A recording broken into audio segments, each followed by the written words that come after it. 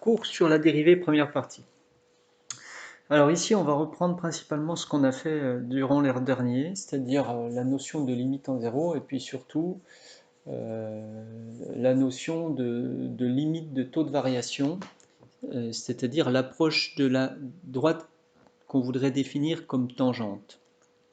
Alors avant de repasser au point de vue graphique, c'est-à-dire de remettre les graphiques avec la tangente, je reparle rapidement de la notion de limite en zéro, même si l'idée c'est pas de passer des heures dessus.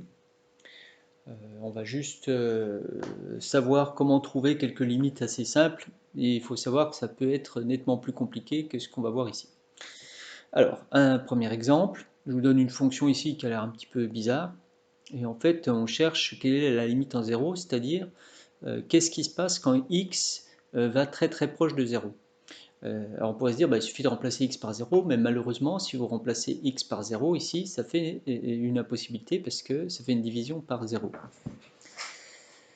Donc une des idées possibles, c'est de regarder ce qui se passe dans un tableau de valeurs quand x devient très proche de 0. Vous voyez, là x devient de plus en plus proche de 0 par la gauche, par le négatif, puis là il devient de plus en plus proche par la droite. Si je regarde mon tableau, les images de f de x, alors là il y a f de x qui sont ici, je vois 1,5, 1,9, 1,99, 999, et on va conclure qu'il semble que f de x se rapproche de 2 lorsque x se rapproche de 0. Alors ce n'est pas une démonstration, mais pour l'instant on va s'en contenter, et on va dire que la limite de f quand x tend vers 0 est égale à 2. On ne dit pas que c'est un nombre très proche de 2, on passe à la limite, on dit que la limite vaut 2. Au niveau de l'écriture, ça donnera ça. Limite, et on met x tend vers 0, c'est une petite flèche, comme ça, vers 0, f de x égale 2. C'est-à-dire la limite de f de x lorsque x tend vers 0 est égal à 2. Alors, on va juste regarder sur quelques autres fonctions ce que ça donne. Alors, si on s'intéresse à 1 sur x carré, qu'est-ce qui se passe quand x se rapproche de 0? Alors, on dit de faire avec la calculatrice. Alors, je vais vous montrer comment faire. Donc on va aller dans le menu table, et puis on va rentrer tout simplement la fonction 1 sur x carré, 1 divisé par x carré. Ok, et on va lui demander une table de valeurs. Alors on va partir de 1, on va aller à 0, et on va faire ça tous les 0, 0, 1. Comme ça on va se rapprocher petit à petit de 1, puis on va voir s'il semble se dégager quelque chose. Ok, alors on lui demande la table. Alors, j'avance, je me rapproche de 0. Alors là, 1,32, 1,44, etc. Ça continue à grandir. Voilà. Ça devient de plus en plus grand. Là, vous voyez, ça devient même de très très grand, 2500, 10 000. Et puis évidemment, après 0, ça fait une erreur. Alors bon, je vous demande de croire sur parole, mais si j'avais encore mis des nombres plus proches de 0, ça serait devenu encore plus grand. Et dans ce cas-là, ça semble pas, vous voyez, la limite ne semble pas se rapprocher d'un nombre. Dans ce cas-là, ici, on écrit que la limite, c'est plus l'infini. Voilà, le nombre infini que vous connaissez. Alors, je ne vous l'écris pas, je vous laisse l'écrire. La limite de g de x lorsque x tend vers 0 égale plus l'infini. L'infini, c'est un 8 couché. Alors, parfois la limite est toute simple à trouver. Donc, c'est pareil, ici, je ne vais pas écrire parce que je n'ai pas la tablette de brancher, mais je vous le dis à l'oral. Alors, la limite de h plus 3 quand h tend vers 0. Qu'est-ce qui peut bien se passer quand h tend vers 0, pour h plus 3 quand h tend vers 0? Il ne faut pas trop se prendre la tête, là il n'y a pas de problème de division par 0. Quand h tend vers 0, cette expression-là, elle va tendre vers 3.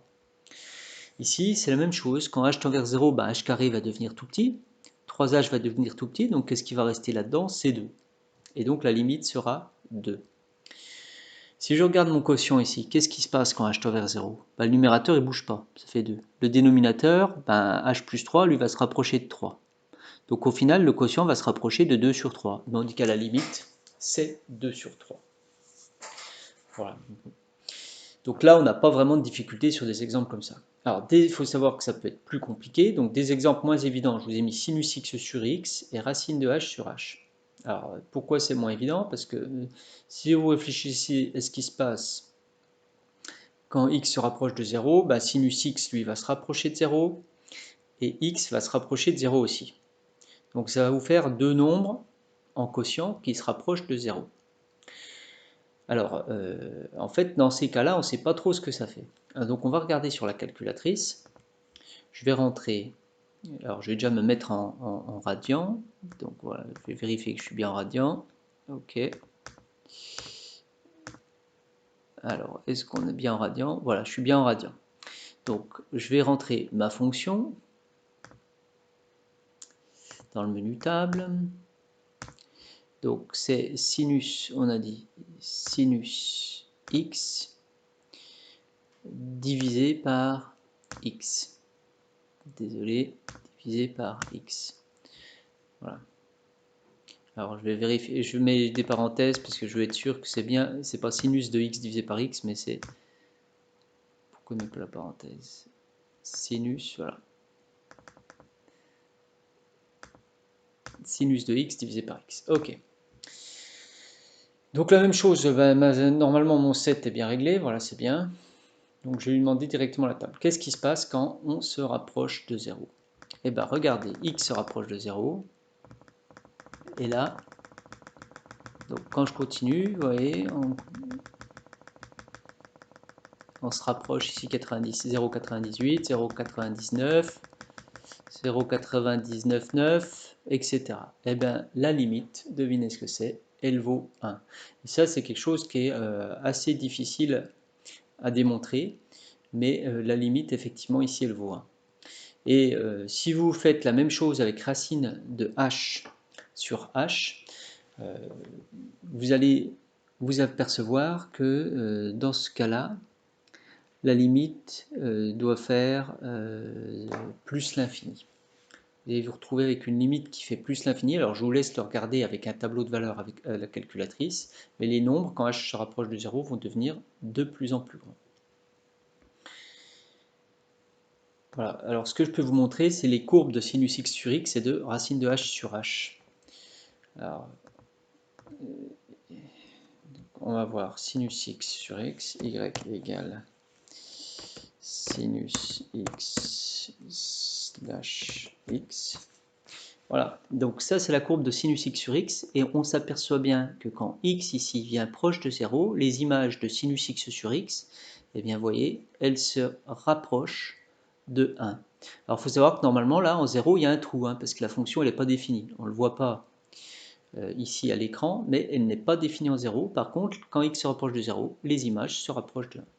Et si je vous mets, c'était quoi la fonction? C'était racine de h sur h ou h sur racine de h? C'est racine de h sur h. Donc y égale sqrt de x slash x. Alors il faut mettre des parenthèses. Voilà, donc on s'aperçoit que quand x se rapproche de 0, eh bien ici, les images, vous voyez, elles deviennent de plus en plus grandes, et en fait elles tendent vers plus l'infini. Voilà, je stoppe la vidéo là,